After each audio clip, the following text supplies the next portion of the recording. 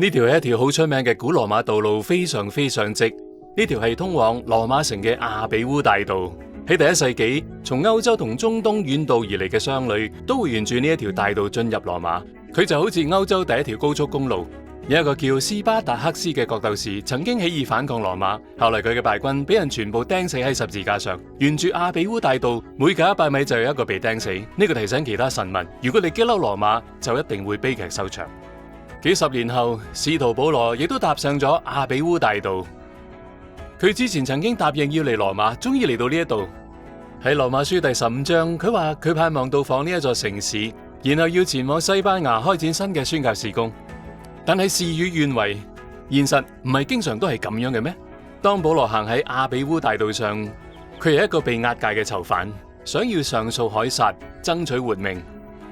但係保羅對宣教嘅熱情絲毫無減，佢從來冇停止過分享福音。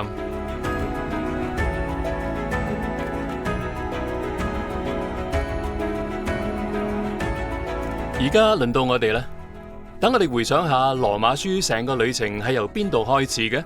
我哋嘅目標係好似保羅一樣滿懷信心，咁樣我哋就可以話：我不以福音為恥，這福音本是上帝的大能，要救一切相信的。喺思考羅馬書15章保羅嘅宣教計劃嘅時候，等我哋問自己一個問題：喺今日制定一啲雄心勃勃嘅計劃去分享福音，對我嚟講究竟係咩意思呢？羅馬書嘅結束只係探險歷程嘅開始。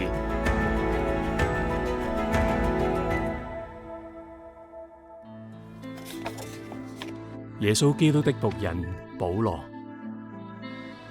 奉召為使徒，特派傳上帝的福音。我對你們舉薦我們的姊妹菲比，請你們為主接待她。我寫信給你們在羅馬為上帝所愛，奉召作聖徒的眾人，願恩惠平安從我們的父上帝並主耶穌基督歸於你們。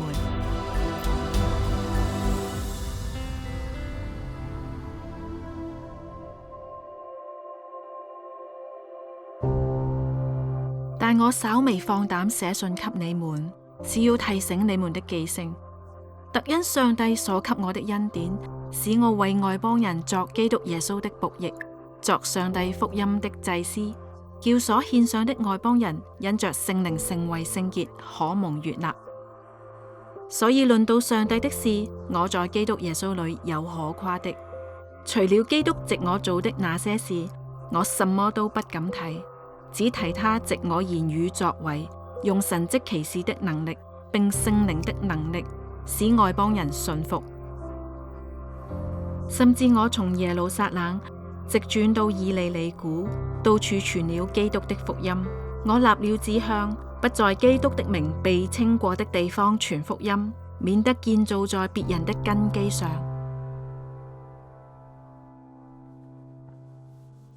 喺呢一集，我哋會探討保羅傳福音嘅動力同方法，盡管呢一個帶俾佢極大嘅苦難。保羅口述羅馬書嘅時候，已經創下咗一啲令人驚嘆嘅記錄。佢行咗約16000公里，途中遇到毆打同船難。佢從耶路撒冷開始傳福音，經過現代嘅土耳其，再進入歐洲。佢建立咗10幾間教會，寫咗至少10卷新約書卷。佢坐過幾年監，並喺成個羅馬帝國建立起朋友網絡。保羅想得到羅馬信徒嘅支持，從而佢將來拜訪羅馬時，佢哋已經做好準備，資助佢前往下一個宣教前線。喺思考呢一切對今日嘅我哋有乜嘢教訓之前，等我哋諗下喺羅馬書裏邊行過嘅成條路線，以及最後一集所處嘅位置。羅馬書先介紹咗福音，然後帶我哋下行思考罪嘅問題，再帶領我哋上行經歷救贖嘅福音，然後有一個休息嘅地方，享受與上帝和好嘅平安喜樂，再踏上通往自由嘅窄路。羅馬書第8章係山頂，我哋永恆嘅盼望喺呢一度一覽無遺。然後我哋進入奧秘嘅雲層中，遇到一啲複雜嘅事情，係關乎上帝對以色列嘅旨意。然後落山進入實踐部分。12章講述點樣敬虔咁生活，13同14章講述點樣喺群體中生活。而家嚟到第15章，我哋思考喺本書結束之後，點樣延續宣教嘅使命。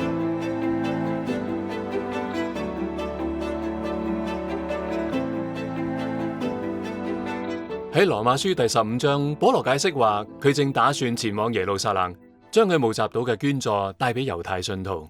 佢哋正經歷緊極度貧困，然後佢坐船前往羅馬，同呢一封信件嘅收信人作首次會面。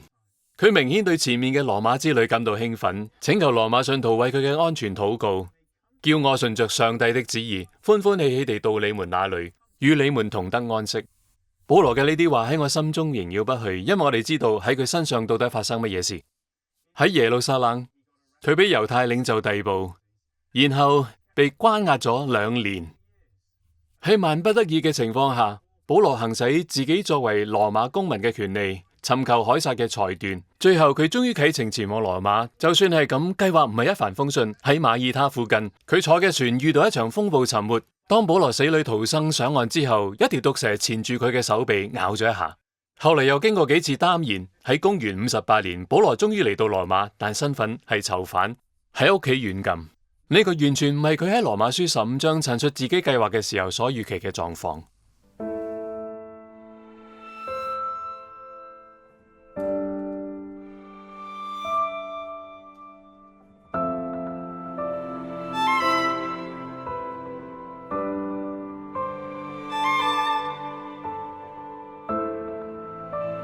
保羅初到羅馬嘅時候係被軟禁喺屋企，後來正如我哋所睇到嘅，佢被關入呢一座黑暗嘅地牢。但係無論身處何種境況，保羅都持守信念，迎難而上。我哋知道呢件事，因為《使徒行傳》嘅作者路加曾經同保羅同行，佢親眼睇到保羅勇敢咁傳講福音。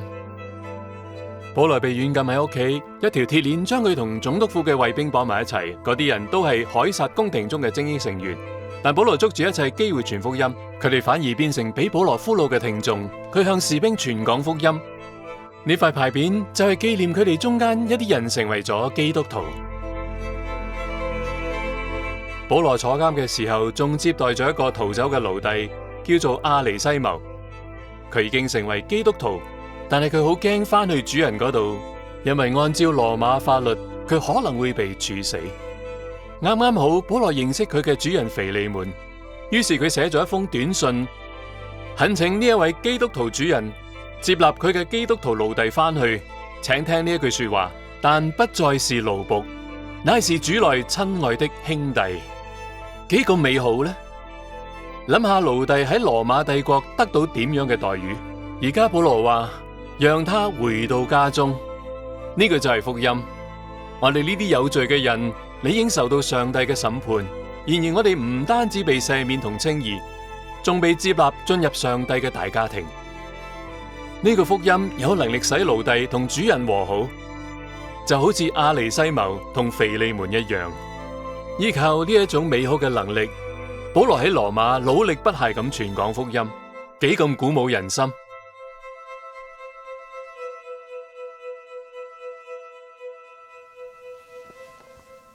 喺羅馬書第15章，保羅用幾個關鍵嘅短語指出係乜嘢推動咗佢嘅宣教。首先係第9節，叫外邦人因他的憐憫榮耀上帝。然後第17節，所以有關上帝面前的侍奉，我在基督耶穌裏是有可誇的。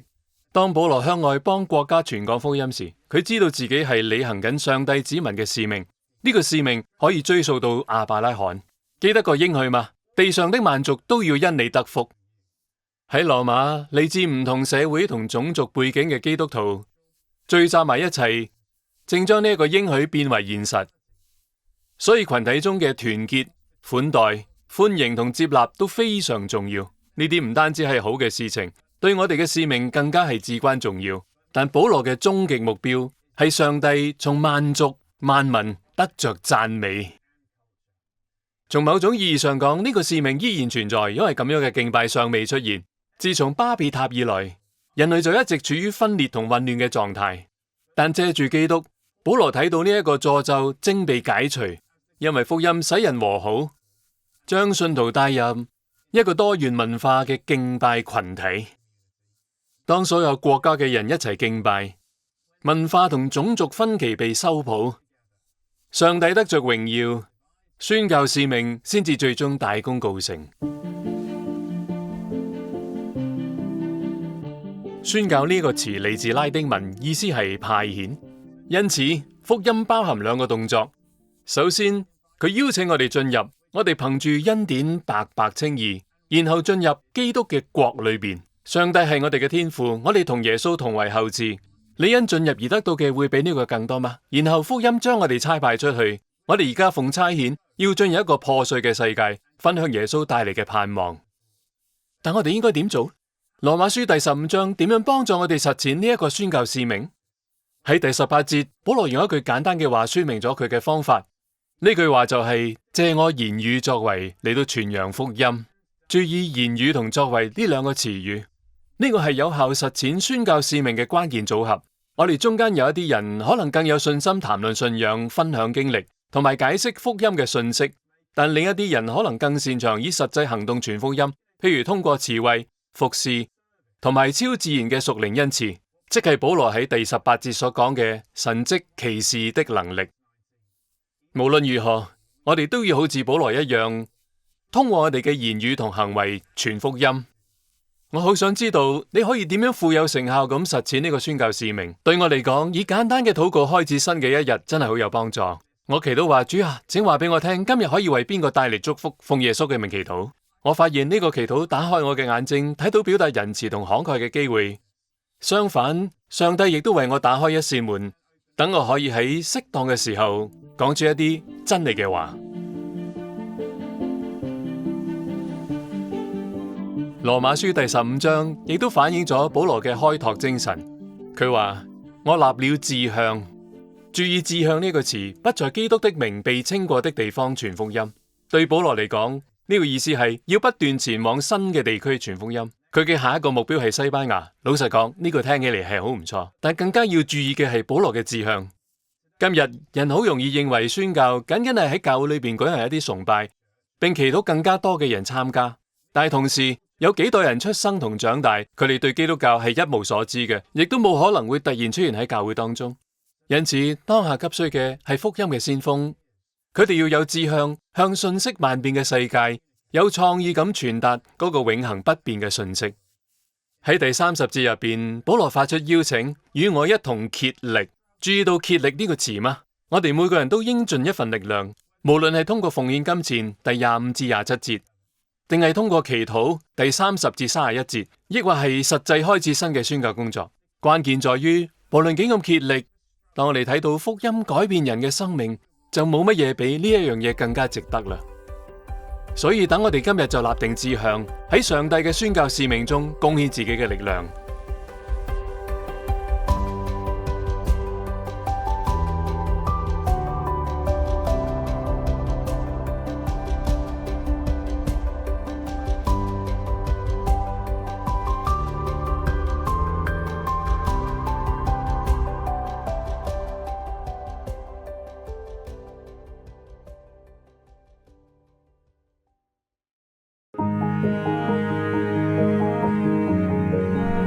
喺開始羅馬書之旅嘅時候，我曾經指出有兩大主題貫穿呢一封書信，一個係宣教，上帝要動員佢嘅子民去宣教；另一個係合一，保羅希望促進羅馬家庭教會嘅合一。如果我哋仔細觀察保羅嘅論證，應該會注意到呢兩個主題。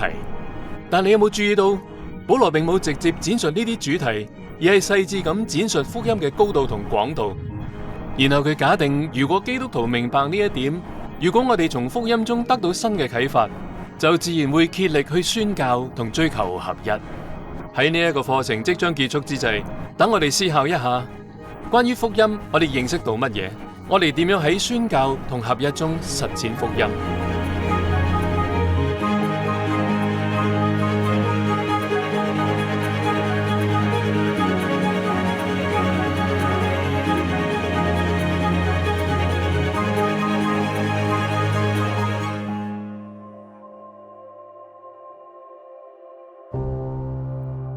唯有上帝能照我所傳的福音和所講的耶穌基督，並照永古隱藏不言的奧秘，堅固你們的心。這奧秘如今顯明出來，而且按着永生上帝的命。藉眾先知的書指示萬國的民，使他們信服真道。願榮耀因耶穌基督歸於獨一全智的上帝，直到永遠。阿門。保羅以斬釘截鐵嘅宣告，我不以福音為恥，開啟咗羅馬書。喺第16章，佢以一個簡單嘅祈禱結束咗呢一封信，祈求上帝照着福音堅固信徒。我好想知道上帝點樣利用呢一次羅馬書之旅，使你喺福音上得到堅固。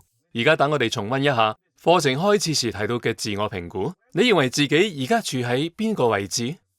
你對福音有幾大嘅確信？我可以坦白咁講，通過學習羅馬書，通過引導你哋研讀呢一卷書，我又向右移動咗一啲。我衷心希望你都係咁樣。最後讓我分享關於福音嘅3件事，佢哋特別增強咗我嘅信心。喺第16章嘅結束禱告當中，保羅提到咗呢幾方面。首先，福音係一個植根於歷史嘅故事。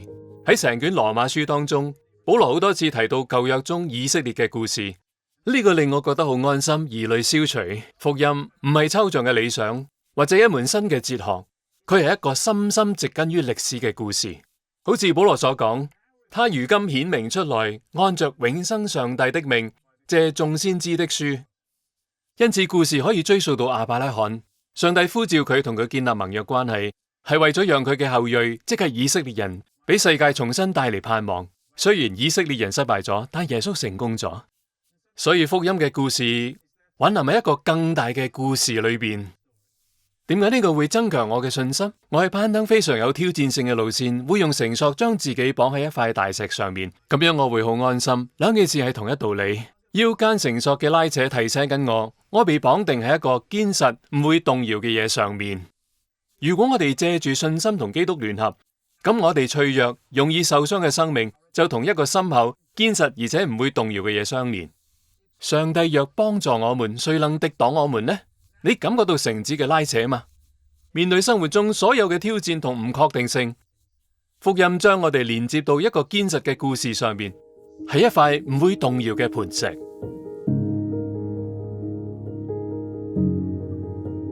其次，福音係一個同生活息息相關嘅故事。當保羅提到我所傳的福音嘅時候，我哋唔好忽視佢心諗嘅範圍。福音唔單止係我哋死咗之後嘅保險單，冇錯，福音包含個人嘅赦免，但佢亦都係宇宙層面嘅好消息。耶穌嘅死結束咗舊創造嘅詛咒，佢嘅復活開啟咗新嘅創造，所以佢嘅勝利係成個宇宙嘅盼望。正如我哋喺羅馬書第8章睇到嘅，自然界喺嘆息勞苦中切望等候，聖靈從每個民族中招聚信徒，成為新創造嘅人類。因此，基督教唔應該局限喺信仰課程或者教會講道，佢係關乎生活各個方面嘅真理。無論喺古羅馬定係喺今日，同福音對壘嘅係嗰啲想要主宰世界、解決所有問題嘅大人物。對保羅嚟講係凱撒，對我哋嚟講係極力擴張嘅霸權國家、大型科技公司、各種政治意識形態。但係福音宣告耶穌係世界嘅主，而唔係凱撒或者谷歌。所以保羅嘅視野非常廣闊，佢要睇到每個人都因信而信服。請思考一下，我哋喺本系列課程中涉及嘅各個主題。羅馬書第1章人類放縱情慾，第4章自然環境，第12章報復文化，第13章權柄與稅收，第14章種族關係，第15章全球宣教。福音宣告耶穌係生活所有領域嘅主。所以我更加堅信，福音喺今日仍然有現實意義。保羅絲毫冇俾羅馬嘅權力同奢華所迷惑，佢知道只有喺耶穌做主嘅時候，人嘅生命先會昌盛。喺我哋富裕而優質嘅文化當中，我哋冇乜嘢好羞愧嘅。我哋係福音信息嘅使者，而呢個信息必會兌現其承諾。無論幾多技術、教育或者政治行動，都冇辦法改變呢個世界，亦都冇辦法改變你同我。只要耶穌基督先至可以。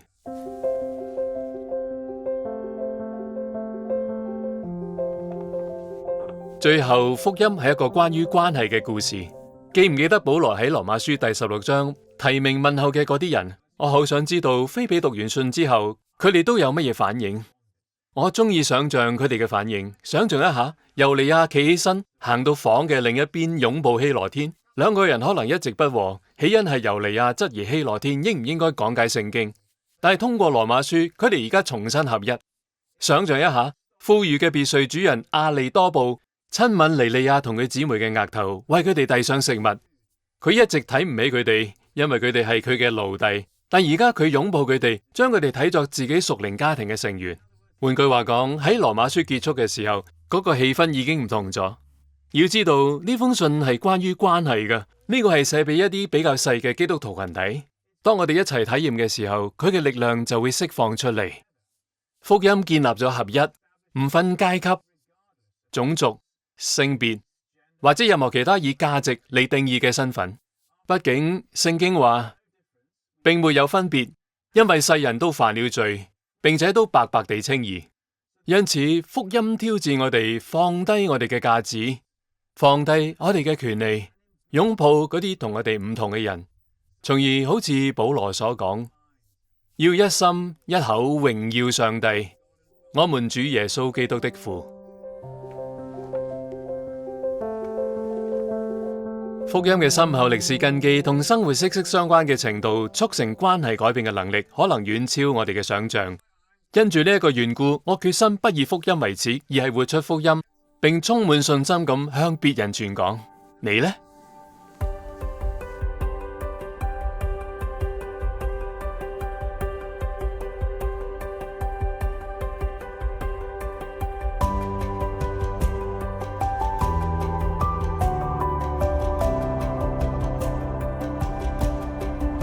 而家我哋嘅羅馬書之旅必須結束啦。我好想知道你對呢封信嘅感受，你理解保羅呢封令人驚嘆嘅書信嗎？抑或你有時會覺得跟唔上？我想知道邊段經文最打動你？可能係羅馬書第3章，我哋僅憑信心就能稱義；或者羅馬書第5章，我哋借住主耶穌基督與上帝和好；或者羅馬書第8章，冇嘢能叫我哋與上帝嘅愛隔絕。或者你更注重實踐，中意後邊嗰啲段落，保羅具體解釋佢嘅意思。喺生活實踐嘅層面，我哋點樣先可以成為活祭，喺廣闊嘅世界中發揮影響力？無論你已經得到乜嘢，請唔好止步於羅馬書。呢個係一份取之不盡嘅禮物，仲有更多值得探索嘅地方。你可以參考更精深嘅研究資料，或者同其他人一齊重新學習，使佢哋亦都從中得益。最重要嘅係，我哋而家要帶住信心，活出我哋喺羅馬書中體會到嘅呢個榮耀嘅福音。我哋知道生活係艱難嘅，即使係為上帝執行使命，亦都仍然可能會遇到風暴、船難同蛇咬。但上帝係信實嘅，佢永遠信守應許。聖經中有我哋需要嘅一切，讓我哋一直堅持到底。喺結束成個羅馬書課程之際，我想用保羅喺羅馬書末尾嘅祈禱嚟為你祈禱。請接受呢個祈禱嘅祝福，讓自己沉浸喺裏面。保羅咁樣講：但願使人有盼望的上帝，因信將諸般的喜樂、平安充滿你們的心，使你們借着聖靈的能力，大有盼望。阿門。